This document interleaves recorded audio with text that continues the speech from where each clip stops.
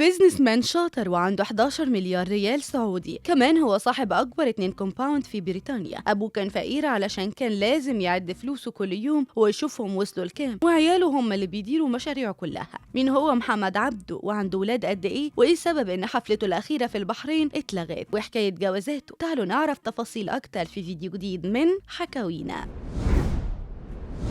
محمد عبده عراب الطرب، واخد مكان لوحده بين المطربين ومميز فيه عن غيره. مش بس صوته حلو، ده كمان شاطر في التجارة، عنده بيزنس خاص بيه، عنده حوالي 11 مليار ريال سعودي، وده نسبة لعدد أولاده. كمان عنده أكبر 2 كومباوند في بريطانيا مخصص للتأجير للطلاب في لندن. رغم إنه معاه فلوس كتير إلا إنه مش بيشتري عربيات ويخوت علشان يضيع فلوس، ومش جايب لامبورجيني ولا عنده أسطول عربيات. بالعكس، ده عنده عربية قديمة بتمشي بالعافية لدرجة إن الونش بيسحبها، وعربية مرسيدس عمرها 15 سنة، وعربية بيجو 504 أول حاجة ركبها ولسه عنده لحد دلوقتي. سنة 1997 اتوقف محمد عبده عن الظهور في الحفلات الغنائية لمدة 8 سنين، وده حصل بسبب وفاة والدته. اتجوز الفنان السعودي محمد عبده مرتين، الأولى من نجوى بنوي ودي سعودية، خلف منها 7 صبيان، قعدوا مع بعض 26 سنة واتطلقوا في 2003. أما بقى الجوازة الثانية كانت من فرنسية، ودي اتعرف عليها في فرنسا وهو بيتعالج هناك بعد إصابته بأزمة قلبية.